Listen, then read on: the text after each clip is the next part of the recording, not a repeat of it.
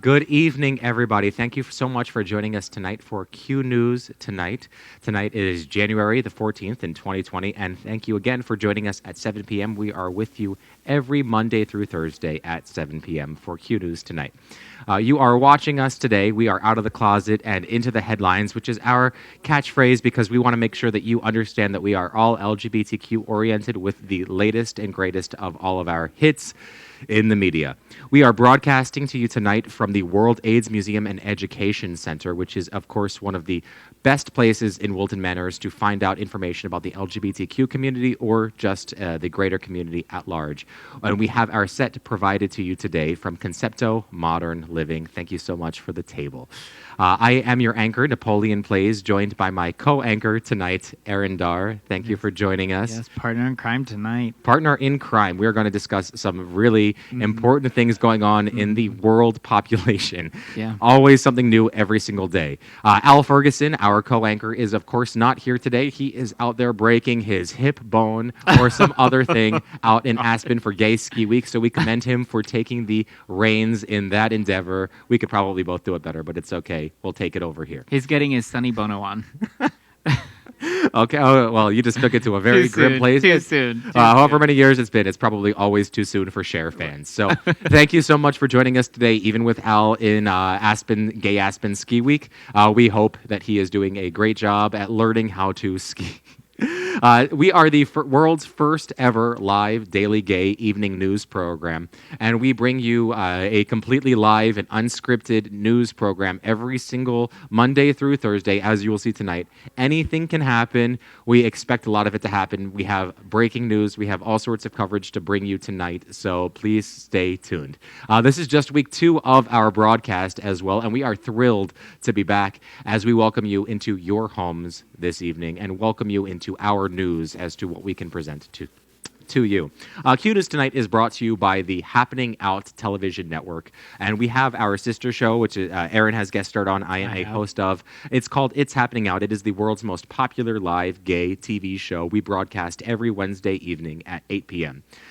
We are like The View without Meghan McCain and people who don't throw microphones. At least we say before December 18th of 2019, in which case we had an incident where you can check it out online and on all social media to see our very own Republican physically throw things at us because he didn't get his way. And wasn't that an important night for the country as well? Was that the night that the president was impeached? There was something going on. I don't know, something with the presidency or something else that was happening. But we were throwing ourselves into the events of It's Happening Out tonight. The emotions were raw.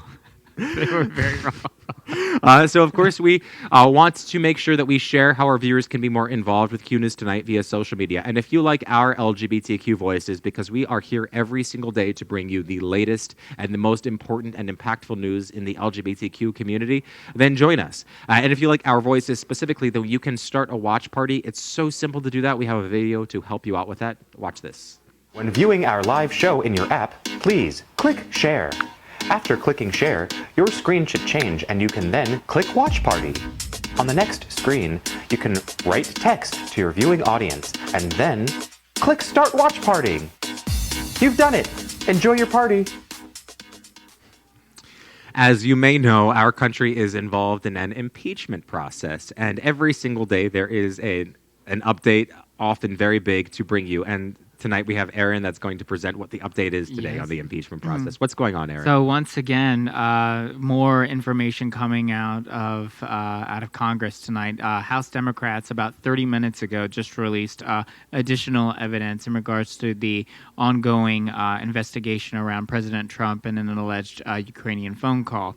They've now said that they are going to be releasing phone records and documents from Rudy Giuliani's associate, Lev Parnas, which for a lot of our viewers, whether or not they know, Rudy Giuliani is actually now the personal attorney for President Trump. So this should be very interesting to see how this plays out, being that Senate Majority Leader Mitch McConnell stated today that next Tuesday, the Senate trial of President Trump will officially begin. Well, we will be here to present to all of you the updates in that trial with everything that happens in this topsy-turvy election year as we present to you everything going on in our country. So we move on to away from breaking news into some of the things that we've known for a minute about going on. And of course, today we bring you world news. There is a same-sex marriage legalization that has gone on in Northern Ireland. And of course, we're experiencing this incredible surge of marriage and domestic equality across the globe. And part of that is now taking place in Northern Ireland, where we have the legalization of civil unions and of same-sex marriages. So first of all, congratulations to Northern Ireland and to everybody that is involved in that process who can now be wed in February. And also, what a great time to be just alive in general, to see so many people being given their human rights to be married. What are your thoughts on that, Aaron? Well, I think America, in a lot of ways, has to be the leader on issues of equality and issues of the LGBT community, because it paves way for other countries and other nations to do the same. We're seeing this in China, for example, who's very much so considering legalizing same-sex marriage right now as we speak. It is very important for every nation that has a platform, just like we do here tonight, to make sure that they voice their concerns in a way that appreciates all of what human rights encapsulates, and that includes having the decency to make sure that all people can be created equal and can actually wed. So we move on to see that fight being fought in other countries, just like it's been fought recently in Northern Ireland. So moving on, we have a period of transition for Harry and Meghan in the royal house over there in the UK in England. So what's going on right there, Aaron? Well, we have a video for this, don't we? We do, actually. Let's watch that. Yeah. What the Queen described as constructive discussions came an unprecedented personal statement offering her full support. Although we would have preferred them to remain full-time working members of the royal family, we respect and understand their wish to live a more independent life as a family while remaining a valued part of my family. But there will be a period of transition where the couple will split their time between Britain and Canada.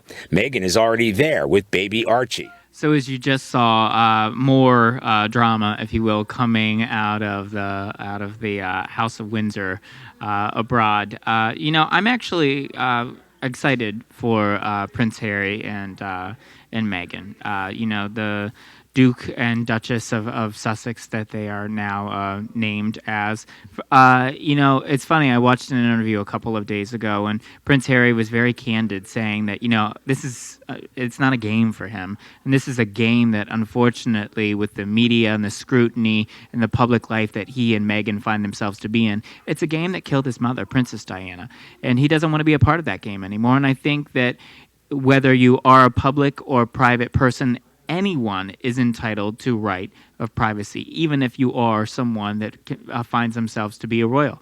So I'm excited for them to be able to go on to this, and I'm happy to see that Queen Elizabeth II is actually going to be moving forward through this transition period, so that way they can move to Canada and they can be happy, healthy, productive, independent people and just move on with their lives. Yeah, that's a really interesting perspective. We haven't seen that much happen in the last couple of decades that has come as the result of their mother's death or of any of the princes, Queen Di's death or Princess Di's death. And so it's interesting to put it in that perspective as to see what public changes and what policy changes will go into effect based on that type of process that happened very publicly a couple of decades ago, because we haven't really seen the fallout from it. So I appreciate that perspective. And then moving into other world news, we have arrests made in Iran over the plane crash that happened with Soleimani, and as a result of that fallout just a couple of days ago, thank you to Trump. And so we have a video package for you. So watch this. Right, Iran now confirming that arrests have been made of those involved in the accidental shooting down of that plane. No details, however, of how many or exactly who has been arrested. A reminder that the airline crashed last week shortly after takeoff from... So, as you can see, a little glimpse into from our video package right there. Iran has arrested, as of Tuesday, yesterday, those that are responsible for the shoot-down of the Ukrainian plane. And Iran's President Hassan Rouhani has simultaneously taken 30 people into custody over street protests toward the Islamic Republic. There has been the shoot-down and a lack of government transparency regarding what actually caused the plane to crash, and there has been a reignited anger amongst the leadership that is there in Iran. The president has stated that this is not an ordinary case, that the entire country will be watching this court, and that's absolutely true. We're here reporting it from America for the most popular, soon to be the only, well, it is the only, but it's soon to be the most popular live gay LGBTQ daily news. We're already there, but also the daily news, it's going to be very popular. And so the president has stated that which is prevalent, which is that everyone's eyes are on this case. So we really are watching what's going on with Iran. We're seeing what their policies are in response to what has happened. And this follows the report of the Iranian missiles that have been shot in retaliation on the U.S. base following Soleimani's death just a few days ago. Well, I think it's also important to note that in doing so, the Iranian president, Rouhani, for him to come forward and do this and make these arrests, he's stating very publicly that this is Iran's first steps moving forward in doing just that, in moving forward and accepting responsibility and holding themselves accountable for something that is tragic. It was a mistake, but also important to note that he's been very public about the fact that this would have not happened had it not been due to the negligence of the Trump administration in this planned attack that was unfortunately perpetrated against someone who, to this day, we still have not been briefed as the American public, nor have members of Congress, the body of Congress, Democrats and Republicans have not been briefed about this alleged attack that carried out purposes for the Trump administration to go after Soleimani in the first place. So, you know, it's unfortunate, but I'm glad to see that the Iranian government is accepting responsibility for this, and I hope that we can move on and that the families of the 176 individuals killed in that airliner can just move on as well. There's a lot to move on from. I'm not sure that both, just like the people of Iran and the people here, we don't really know what our governments have put forth. We don't know why they've taken the actions that they have. And I think that adds a little bit of trust issue to what we're experiencing, because we don't know what's causing the events or what's causing people to act the way that they are. And when you have that distrust for the government, then what can you do in terms of putting forth yourself toward it? Well, to commentate this, truly from a political perspective, I don't think that the Iranian president really had much of a choice, because in terms of allies and adversaries, you had the Prime Minister of Great Britain, Boris Johnson, and you had the Prime Minister of Canada, Justin Trudeau, as well as the President of the United States and other world leaders condemning this attack and saying that this was awful, and if it wasn't indeed an internal failure, a mechanical failure of the airliner itself, and it was indeed an attack on a commercial airliner that was housing, individuals that were unfortunately casualties of war, it was deplorable, and he had to take responsibility for it. So I'm glad that they have taken the steps forward in doing so. Hopefully we'll see a little bit of the consequences play out in a way that makes sense to us as a citizenship, because Iran has vowed to punish those that were responsible for the takedown of that plane. So let's see how it plays out. Obviously, we're going to be reporting on that every single day as we move forward. And then you have more news for us from some more world news as we go forward with priests in the UK that have outed soldiers to the military. Yes, so this actually is new information that's coming out, but from incidences that had occurred throughout the 1990s. Up until the year of 2000, it was illegal to serve openly as an LGBT person in the UK in the military. The ban was lifted in 2000, which when I found that out today, I actually didn't know this. I thought it was quite extraordinary, because we know that here in America, we just did that but a couple of years ago by repealing the deplorable law that was Don't Ask, Don't Tell by the Supreme Court. So this is going back to the early 1990s, where chaplains of both the Church of England and the Roman Catholic Church, having broken confidentiality, confessional confidentiality, and individuals coming to them and expressing their sins, and in some of their eyes, it was a sin to be a homosexual or talking about those homosexual feelings. Then in return, those chaplains are going to members of the military in the UK, outing those individuals. Then they're being in return questioned by the military police, and then they're being discharged.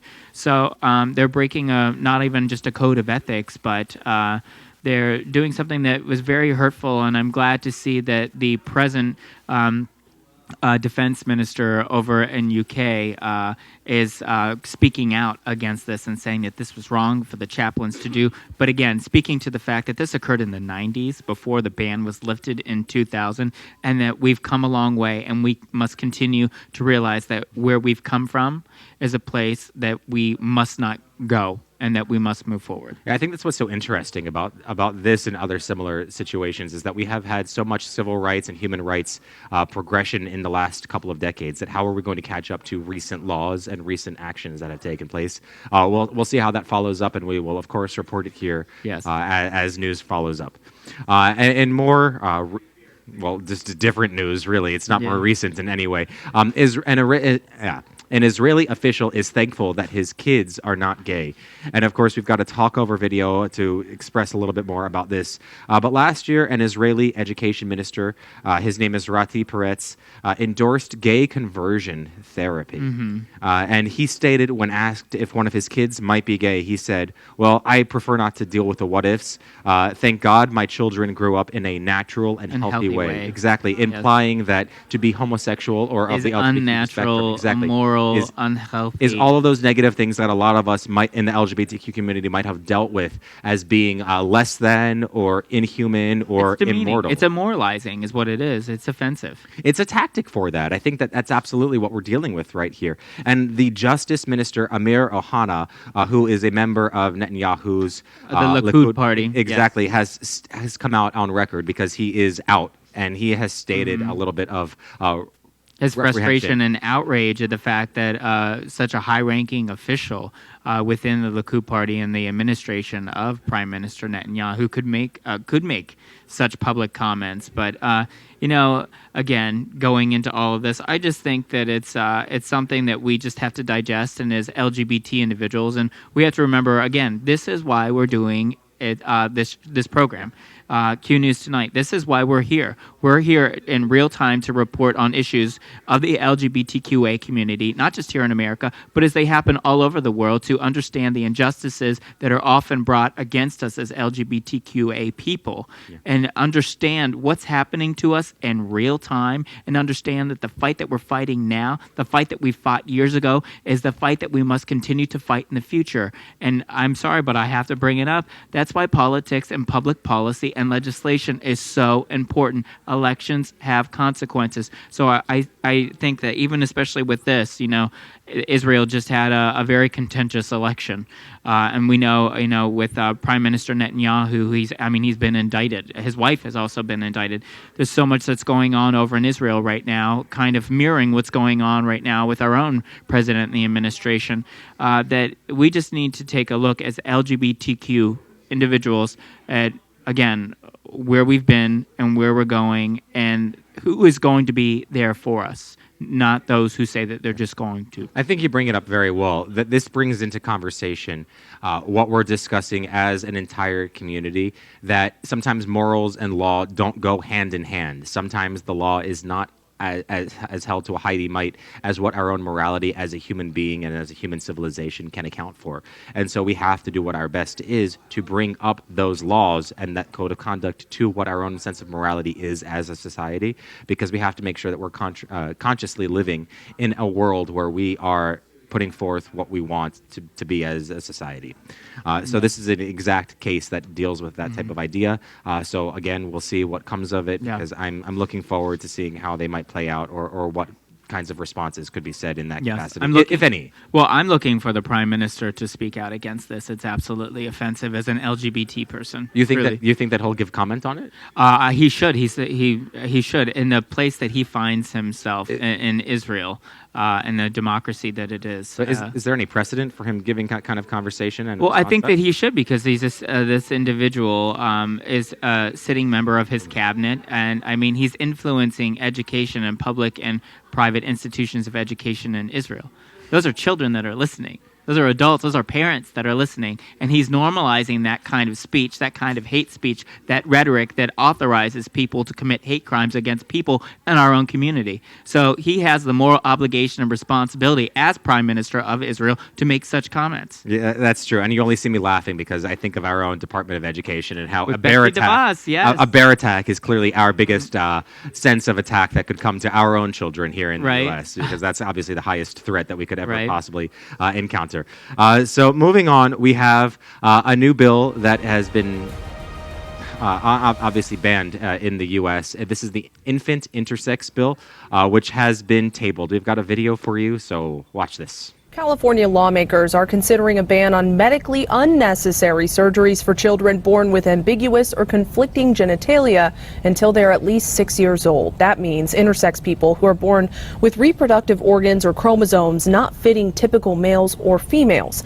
Between 1% and 2% of people are born with intersex traits. The proposal could make California the first state in the United States to ban some of the procedures on infants. As you saw on Monday, California voted to ban a cosmetic surgeries bill on intersex infants, which would have been the first national bill to ban cosmetic surgeries on babies. The UN has already condemned this process, and the Human Rights Watch has already stated that this is a human rights violation. So there are many people globally that feel that cosmetic surgery on infants is not something that should be acceptable, and that intersex activists have stated that a person should have the right to consent to cosmetic surgeries that are performed on their own body, which makes sense that it's your own person. That's a conversation happening all over in the U.S. in various forms, and that it's invasive and dangerous. Well, it is very invasive and dangerous, and not just physically, especially for a child of that age, because there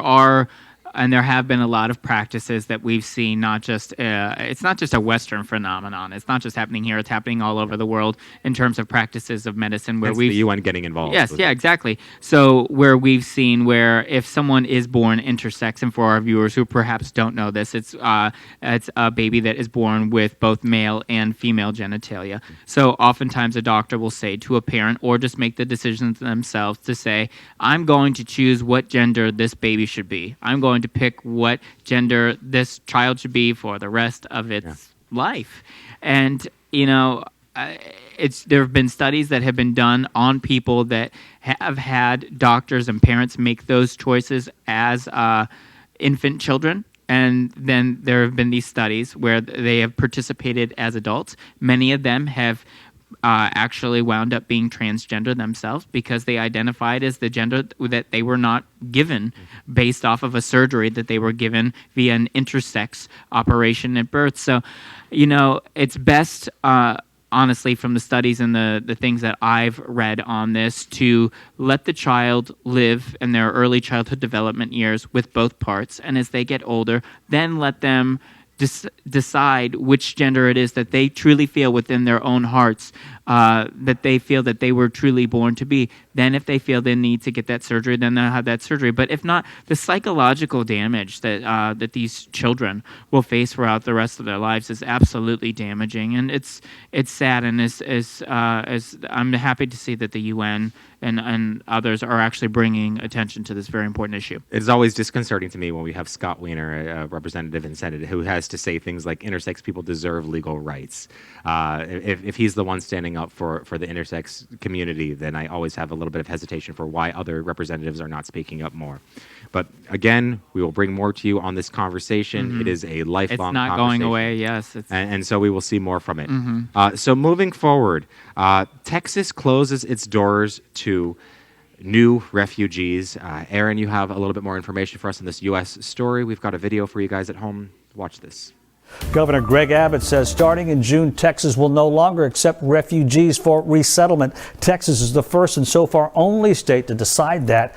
Governor Abbott says we've done our fair share. Local refugee advocates calling it a disappointing move. So as you saw, Texas is back in the news, and it's not just the governor of Texas, Greg Abbott. It's also the Texas Attorney General that's following a Trump order that has said that that Texas is no longer going to resettle refugees. And I think it's important to note and to be pragmatic about this, not in any partisan fashion at all, because I don't want to be partisan when I'm talking about this tonight. That they're Not with the blue glasses, of course. not with any blue lens. But no, I'm being serious. All joking aside, I'm being very serious. There are more refugees in the state of Texas than there are in any other state in the country. This country, the United States of America, has a very broken immigration system. So, we need to, again, this is why I said earlier in our segment, this is why elections have consequences. This is why politics and public policy and legislation are so absolutely crucial and important. So again, Texas is no longer going to resettle any of these refugees because, unfortunately, it's becoming a major cost to the state of Texas because where Texas demographically finds itself in North America, it makes sense because of where Mexico is. They're getting a lot of these refugees that are coming to Texas, coming to America to seek asylum for a variety of reasons, and then they're not going to other states. So it's not a shared cost. So unfortunately, Texas is picking up a lot of the cost. And the Attorney General, even though he's Republican, his name is Ken Paxton, he actually made some very good points that I thought were pretty fair in saying that if others were to actually pick up some of the costs, they would be more pragmatic in wanting to do this. But it really is truly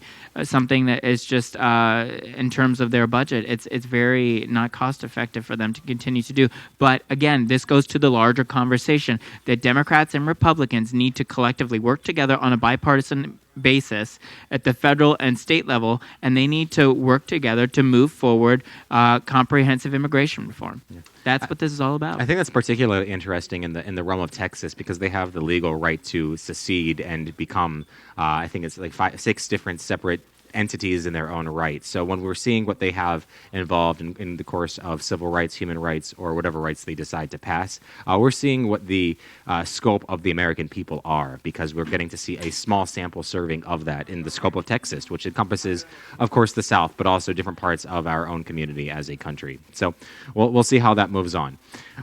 Moving on, in terms of sports, of course, Louisiana State University has had a record-breaking football season where Joe Burrows has received multiple record-breaking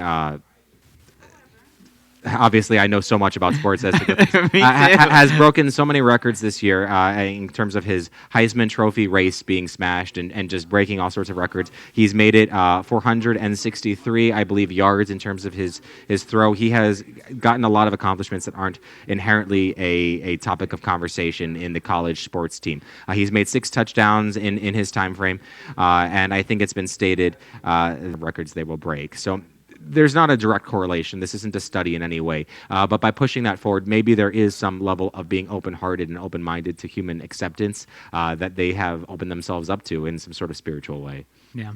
So we'll see more from what happens with them. It's been an exciting year for them. And Joe Burrows, congratulations on all that you have accomplished this year. Our producer is from Tulane University and wanted to make sure that he highlighted his sports love.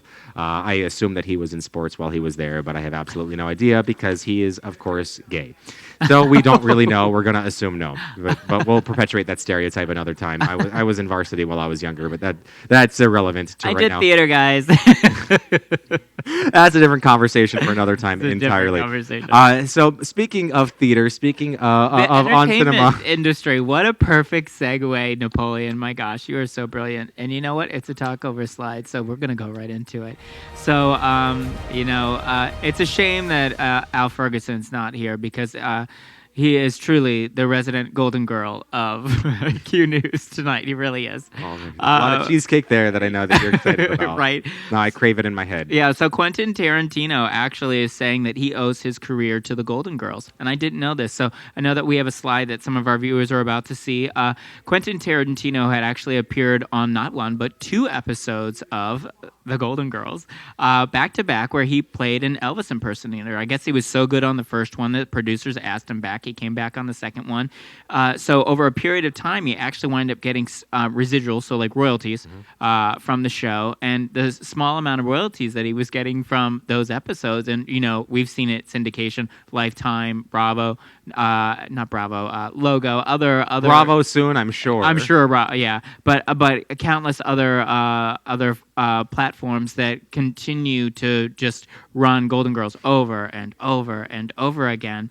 You get royalties off of that. So he really equates the Golden Girls to formulating the foundation for his career, because those royalties actually allowed him to continue his work on a film that a lot of us know, which is Reservoir Dogs. So breakout movie. Who would have known? So that's very exciting. I think that's so cool. Well, this of course comes to us with news that has been reported as of this year that Kill Bill Volume 3 is absolutely in effect, and that he is going to focus on the daughter of Vivica A. Fox, who is seeking revenge on the bride and is seeing what happens. But I am a big fan of Quentin Tarantino and his ability to storytell, as well as his ability to tell action sequences. And obviously after this, we are both quitting the news industry and going straight into just being Elvis impersonators for 1980s sitcoms. Absolutely. Great. So yes. we'll get that under the belt right here. I'm sure there's a lot of them that film here in Florida. We'll be good. So moving on, we have a news in health, and we report to you that there are more than double the amount of people that have been dying from alcohol poisoning and alcohol-related deaths. This is not the best news to report, so we've got a video for you. Watch this. While cancer rates may be down, alcohol-related deaths are rising. According to a new study, they've doubled between 1999 and 2017. Men are dying from alcohol at a higher rate than women, and non-Hispanic American Indians and Alaska Natives are also among the groups with higher rates of alcohol-related deaths. It's been long time known that there are direct links to the LGBTQ community and alcohol and substance alcohol abuse, yes, and addiction. Substance abuse addiction. You hit it right there, not just with alcohol, though we're talking about alcohol right here. And research from the National Institute of Alcohol Abuse and Alcoholism has stated that the deaths from 1997 to 2017, just 2 years ago, at first in 1999 were only at 36,000 from alcohol-related deaths, and then in 2017 doubled to 73,000 just in 2 decades. It's become an epidemic, as far as I'm stating. It's not a clinical term, but what I'm stating right here. And they have some other statistics that binge drinking among Americans over 50 has jumped by almost 20% since 2005 to 2014. That non-Hispanic Americans and Alaskan Natives have had the highest level of alcohol-related deaths, or that Columbia University has reported that the greatest increases in binge drinking have been between women 30 to 44 who don't have children. And there's, of course, a lot of studies and a lot of expertise that has been devoted to the negative effects of alcohol. But we in the LGBTQ community are specifically impacted because of Well, we really are. Well, gay culture, I mean, my gosh, talk about it. I mean, look at where we're at right now. We're in Wilton Manors. I mean, just on Wilton Drive, it's just bar after bar after bar. And, it's unfortunate, because I think that alcohol and substance abuse for some in the gay community, not all, because that's perpetuating a stereotype, and we are much more than that. But it's just readily there and available to anyone and everyone from all walks of life. But it's just really always seemed like it's really been there in the LGBT community, specifically for gay men. And it's something that I take very personally myself. My father is a horrible alcoholic, and I've not had a relationship with him for years because of that. And he's been very abusive in terms of domestic violence against myself, my brothers, and my mother. And, it's a very real issue that can and will affect each and every single one of us if we make sure that it's something that needs to be done in moderation, and that it's something that can truly just slip up on anyone. Anyone can develop a problem with alcohol or substance abuse. I'm glad you bring up the point of moderation, because CDC, the Center for Disease Control, has stated that in a given day, 2 drinks is what the standard would be for something that can be consumed by men, 1 for women who have a slightly lower metabolism. But it's interesting that you bring some of those points up, because yes, there is a series of family need that can perpetuate any kind of substance abuse, but specifically in the LGBTQ community, where mental disorders are at a higher rate, where there is a more than 2 times a likelihood that people would have reported drug use.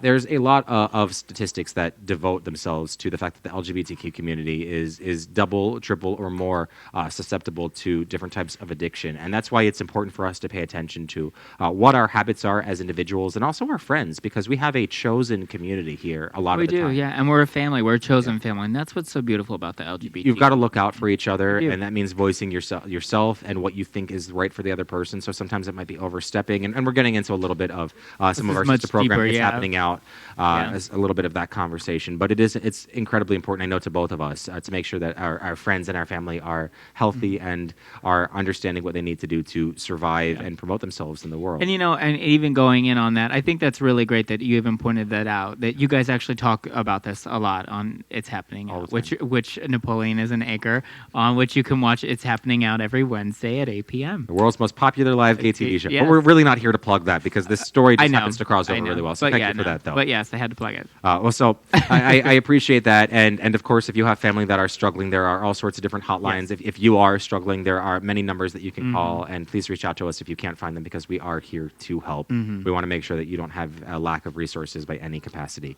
So moving forward, we have a story in LGBTQ religion, which is about Israeli doctors fighting superbugs.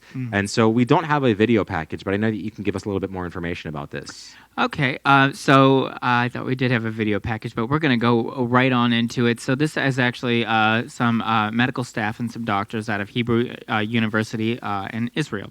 So doctors that are taking on the fight to go against superbugs. The superbugs, there are bacteria or infections that have become truly resistant to antibiotic drugs, which is very dangerous because in the United States alone, mind you, and this is why vaccinations are so important. Again, this is why politics, elections, public policy, legislation is so important. But in the United States alone, every single year, on average, according to the CDC, 35,000 people die every year just because of an infection that they wind up getting. And then 2.8 million people every year just become sick because of infections that they get. So that's why it's so important to have this conversation, this dialogue around not just vaccinations, but also around these superbugs, if you will, and the manner in which so many of them, over a prolonged period of time of one's lifespan, how we can all become susceptible to these superbugs that in return are not going to be compliant and become resistant to antibiotic drugs. That's very true. I mean, I have a gluten allergy, which I know a lot of people in modern day colloquialisms will think is either just some ridiculous nonsense that's been brought up by millennials or something that is, maybe there for other people. And so it affects me physically. I was anemic because of the fact that I couldn't digest foods for having eaten so many of these things over the course of time. And that's in part because of antibodies, in part because of bugs that have existed in our culture and our system for a long time. And of course, we can get into, our corn industry and corn syrup and all of the effects that has had. But it affects me on a daily level. And there are different people that either might not experience that or that might not understand it, that think that I'm either just bringing up things that are passing on a day-to-day level, or don't realize the seriousness with which I have to deal with this on a daily basis. And it just makes me think of all of those aspects as to why healthcare is so important, why having a healthcare system and why having people that can access it, why it's important. And having research in these studies, because these Israeli doctors, and this is the point that I wanted to get to, is they're finding that with even these superbugs, that if you have, when one actually contracts said superbug, there's a very short span or window or period of time that if they actually treat them, and they treat them very heavily, very aggressively, that in return they're seeing positive results. So hopefully science will come up with more inventions and ways of dealing with that for the people that have to deal with that. But ideally, we as a society can have a little bit more insight to it as well. Yes. In terms of world news and U.S. politics, Fox News has questioned if presidential candidate Pete Buttigieg is gay. Is gay at all, is a homosexual at all. We've got a video for you. Watch this. Repository of diversity now is Elizabeth Warren, the first woman of color. We know she's 1054th of color. Actually, do we know she's a woman? I mean, who's to say that's not all a big scam too? And it's just going to be a bunch of septuagenarian white guys up there along with Mayor Pete. Are we really sure he's gay? I mean, he looks like, some guy from the accountancy department. He doesn't, that's a very non-gay look. I don't know. Why he ought to be gay, right? I can, let me just unpack that. I stopped watching Fox News years ago, and it's ironic because truly, I actually used to watch Fox News for the longest time, and then it became like a switch after the 2012 election. I swear to you, like this Kool-Aid came, they all drank it, and they just became paranoid, delusional, and schizophrenic. Okay. Proponent of Fox News circa 2011 and before, Aaron Dar. Yeah, me. Who would have known? Don't tell Joe. But, it's interesting with this because, even with what he was just saying, how does one look gay or 1054th percent of being a person of color, alluding to the remark that President Trump so often makes about Senator Elizabeth Warren being part Cherokee, so part Native American, calling her Pocahontas. So many of the things that he said were not only misogynistic, not only racist, not only homophobic, they're just wrong. And it's unfortunate because it's being shown on a partisan network that is being watched by many of the far-right evangelical sector of society, and many of them vote Republican. And they're perpetuating these ideas and these stereotypes that then, again, like I said earlier, children are watching that. Families around the country are watching that, and their children are listening to that kind of behavior and those remarks, and it's normalizing it. And it's almost as if it's influencing children for future generations to say that, who is gay, who isn't gay, who's a person of color, who isn't a person of color, who's male, who's female, and what does that look like? My question in this whole scope of this bigger picture is, why does it matter? Why does it matter? Why did it matter for him to say those things? And that's so frustrating. Well, that's what gets me going is what value does he have in questioning if a female candidate is gay or if a gay candidate is actually indeed homosexual? Does he just want to shake the bedrock of that person that is running so incredibly that the people that are potentially going to vote for them doubt everything about who they are? I mean, what is the value of are you human? It seems almost like this ethereal campaign to try to make people doubt everything about the candidate because they have absolutely nothing else to go for. And so that is, it reads to me as a cheap tactic to make someone else discredit another individual as a human being, which is ridiculous. Well, they have to discredit them because that's all that they can do. They have to discredit them and it's such a sophomoric and personal and demeaning and deplorable manner, just in a way to get their agenda across, just to demean them in a way that is so fashionable right now via the Trump administration. Yeah. Well, I just want to highlight this quotation from Mark Stein, who was the speaker we just heard on that, in addition to stating that Elizabeth Warren is not a woman and that Pete Buttigieg may not be gay. He's questioned both. He also stated, quote, now Cory Booker's gone. There are now no people left of color in the Democratic Party except for Andrew Yang, and he's Asian. We know that doesn't count. So thank you so much, Mark Stein, for your information. We are here to bid your beck and call in terms of what you state to the American populace. Thank you so much for all of your insight. Now, as we move forward, can a woman be president? We've got a video to help you figure that out. In the sprint to the Iowa caucuses, a pause in the peace pact between the progressive Democratic presidential contenders, Senators Bernie Sanders and Elizabeth Warren. Sanders tonight slamming new reports that he told Warren during a private meeting in 2018 that he didn't think a woman could win the 2020 presidential election. Sanders in a statement to NBC News saying, "It is ludicrous to believe that at the same meeting where Elizabeth Warren told me she was going to run for president, I would tell her that a woman couldn't win." A senior Sanders aide tells NBC News they believe Warren's campaign intentionally leaked a false description of the conversation. So, Aaron, can a woman be president? I think that America's women and girls can do anything and be anything that they want to be. going back into all of this, there was an alleged conversation that Senator Sanders and Senator Elizabeth Warren had going back to 2018 where they had allegedly met, and they both spoke about the fact that they were thinking about throwing their hats in the ring and running for the Democratic nomination for president in 2020. And Senator Sanders had allegedly stated to Senator Warren that he did not believe that a woman could run and win for the presidency of the United States, which, you know... He was right about so far. Well, I don't know about that because, you know... It hasn't happened yet. Okay. Let's unpack that a little bit, Napoleon, because, you know, Bernie says that a woman can't win. But let's go back to the Democratic primary.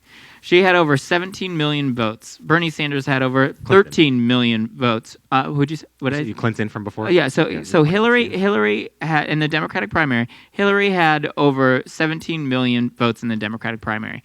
Bernie had over 13 million votes in the Democratic primary. That sounds like a woman won. Going on to the next spectrum of the general election of 2016.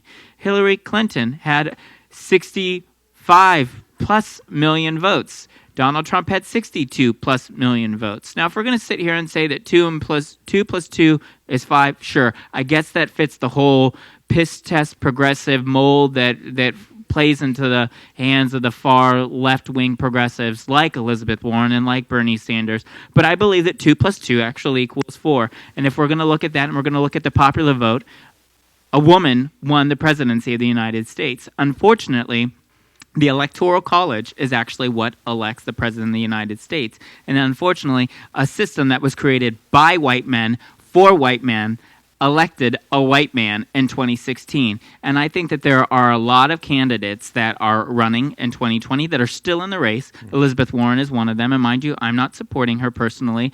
But there were other candidates, like Kamala Harris is another candidate right now. Amy Klobuchar that's in the race. Harris is now out. Harris, of course, like I said. Klobuchar is still in. Klobuchar is still in. Very viable. I mean, 42 counties in the state of Minnesota alone and won all of them. And all 42 in 2016 went to Trump.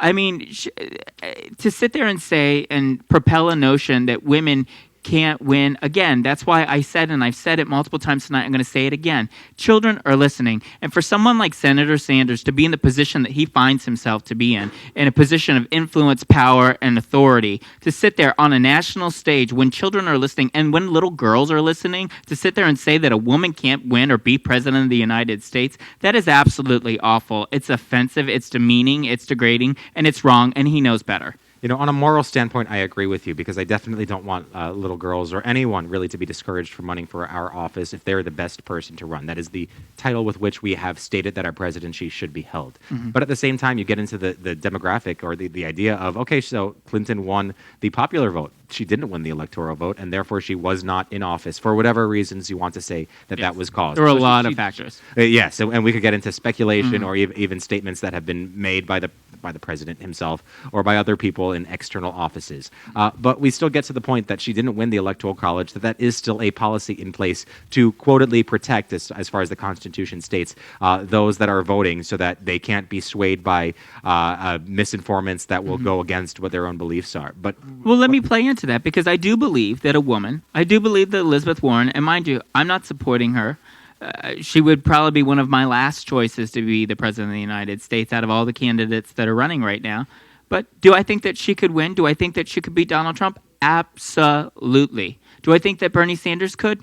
No. And I think that that's what this conversation needs to go towards, that this is nothing more than a scare tactic. It's shameful. And what this is it's gender mongering. We've heard of race mongering and race baiting, but this is gender mongering. And what he's trying to do is incite fear amongst people that would consider voting for a woman. But the Iowa caucus is literally February 3rd. What is it today? It's January 14th. It's coming up. As we speak now, the Democrats are getting ready to go on stage to make their case to Iowa caucus voters for the very last time on a televised national stage. And it's nothing more than a way to just scare voters into supporting him. Yeah. And unfortunately, if you've paid attention to social media, it's really backfired on Senator Sanders. And I'm happy to see that. And I'm glad that Senator Warren is really taking a firm stand and saying that this is wrong.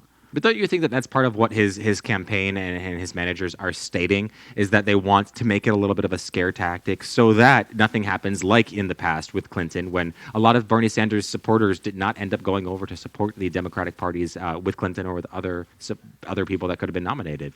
Well, I don't even think it's just about women. I think that this is typical Bernie Sanders. And going back to 2016, he's nothing more than divisive. And what he did in the 2016 primary was absolutely divisive. I don't think that he did Hillary Clinton any favors. I really don't. And in what really prompted a lot of this, I mean, let's talk about it. You know, there was a call script that had a script that was from the Sanders campaign that, as of today, about 2-3 hours ago, Bernie Sanders is now actually coming out and saying he's acknowledging it. It exists. It's real. He knew about it, and he's saying that it was wrong. But it's a call script where someone who's a Bernie Sanders supporter will call a voter, and if they're saying that they're supporting anyone else that's not Bernie Sanders, then they have a script for that candidate. And if it's Elizabeth Warren, oh, it's great, Elizabeth, but don't you know she's part of the elite, blah, blah, blah, blah, blah, this, that. Or if it's Joe Biden, oh, my God, he's awful. We voted for the war in Iraq and Afghanistan, blah, blah, blah, blah, blah. Again, so divisive. I think that if the Democrats really, whether it's male or female, whoever it is, black, white, gay, straight, whatever, who cares? If the Democrats want to win in 2020, they need to stop attacking each other, and they need to start talking about the issues that help to shape the fabric of our lives and collectively work together to defeat Donald Trump on November 3rd, 2020. Well, I agree with that sentiment, but that's part of what a partisan office holds, is that we have to have this internal we do have debate, to have this these internal debates fight that causes but this they kind of don't strife. have to be so divisive. They haven't been like this in the past, except for 2016. And you know, it's unfortunate because who is at the helm of doing this again? But who else? Senator Bernie Sanders, who, mind you, is not even an actual registered Democrat. He's only a Democrat every 4 years. Well, something in common with Trump, then, I guess, as we present this. But we will see more of this as well. I appreciate hearing some of your feedback as to what's going on behind the scenes and behind the electorate of what's going on and what's stated in most news broadcasts, unlike here at Q News Tonight. So moving forward, we have a little bit of information for gay culture, where a major YouTuber comes out as being trans. So we've got a video for you. Watch this. I want to start the year off by finally revealing a part of my life that has made me who I am. I want to talk about a part of myself that makes me, me. I can't believe I'm saying this today to all of you, for the entire world to see. But damn, it feels good to finally do it. It is time to let go and be truly free. When I was younger, I was born in the wrong body, which means that I am transgender. Now, so surreal saying this. Filming this video is scary, but it feels so liberating and free. YouTuber Nikki DeJager, who is available at NikkieTutorials, is a makeup tutorialist on YouTube with 13 million followers on that device. And she was blackmailed, threatened to be forced to come out as being a trans person. And one of her statements was that when I was younger, I was born in the wrong body, which means I'm transgender. That's just a statement as to what being transgender can be. As someone who doesn't identify as that, I appreciate her simple language that expresses it. But she expressed that it was scary and liberating to be forced to have to come out in that way, but that she hopes to inspire other people, other men, other women, other trans individuals who identify with that same struggle, especially when they're being forced. Can you imagine having been forced to have come out as gay, much less as trans? Actually, had we had this conversation before, you would know that I actually was. I've had this conversation with Al. I actually, in 2004, with my Carrie Edwards button on, I was like 13, 7th grade. So 3 weeks ago. Yeah. Oh, yeah. So like 3 weeks ago. No, but gay marriage was a very contentious issue in the state of Ohio. Where you're from? In 2004. Yes, where I'm originally from. And, you know, I got so sick. All the way from even preschool, before kindergarten, I remember kids asking me if I was gay. And you're asked the same question over and over and over again. And you just either say no or you just ignore it. Finally, someone just asked me, and I said, yeah, I am. Now leave me alone. Of course, you know, then it turned to this big thing. So I wound up living this one life at school where I was out, but at home to my Baptist family, I wasn't. And that was a problem. And eventually it became a problem for my school district. So my school district called me in with my superintendent, my counselor, the president, and the principal and the vice principal of the school. So the school district gave me 24 hours to come out to my mother because I was deemed to be a financial liability to the school district because I was being harassed, bullied, and beaten up so much.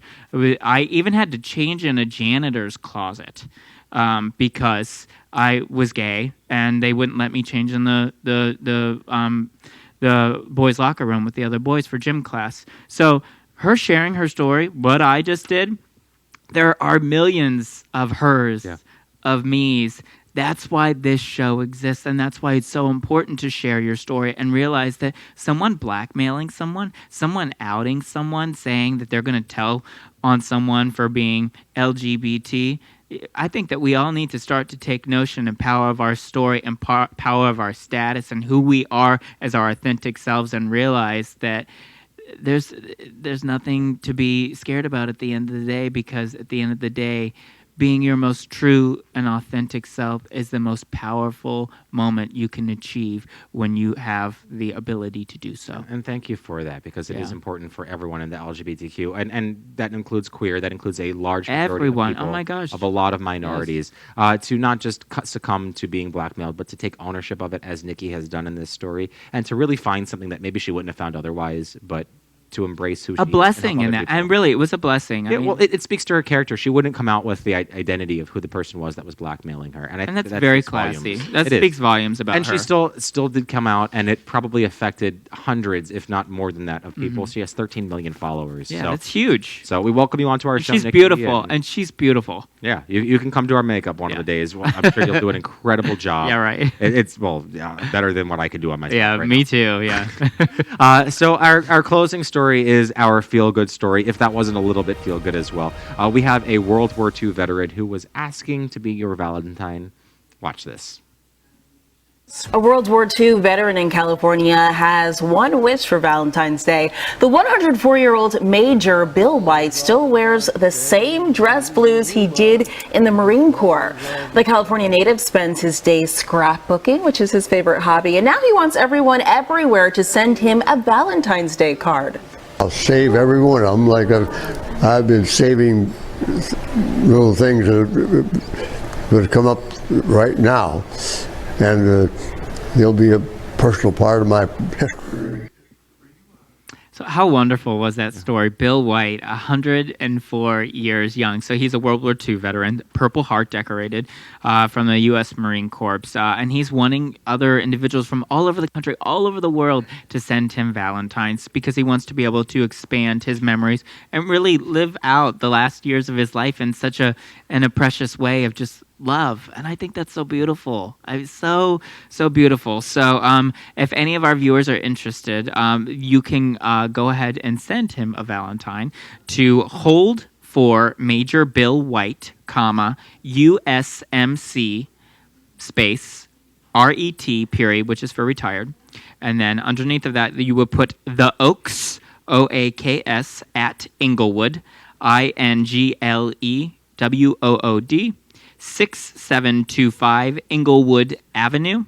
This is in Stockton, California, and that is STOCKTON, California 95207. So Valentine's is coming up. We're literally 30 days away. Send something into him, get something back from Karma, and we'll hopefully we'll have that information presented as well, because it is really simple. We'll post it online. It's just an address, so it sounds a little bit more complicated than it is when it's just verbally stated. So thank you so much for that story. Those really are the bread and butter of how we can survive as an LGBTQ community, because we have to thrive together. And that's part of what the creation of Q News Tonight was about, because we have to remind you that if it is important to the LGBTQ community, it is important to us, and we want to make sure to have all of your headlines, everything that is out of the closet and into the headlines, with you every Monday through Thursday here with us on Q News Tonight. So thank you so much for joining us. Aaron, thank you so much for joining me tonight. Always fun. We have more things to report every day. There's so much going on in our world. So much going on. So I remind you guys, I'm Napoleon Plays. This is Aaron Dar with Q News Tonight. Thank you so much, and we will see you tomorrow. Good night.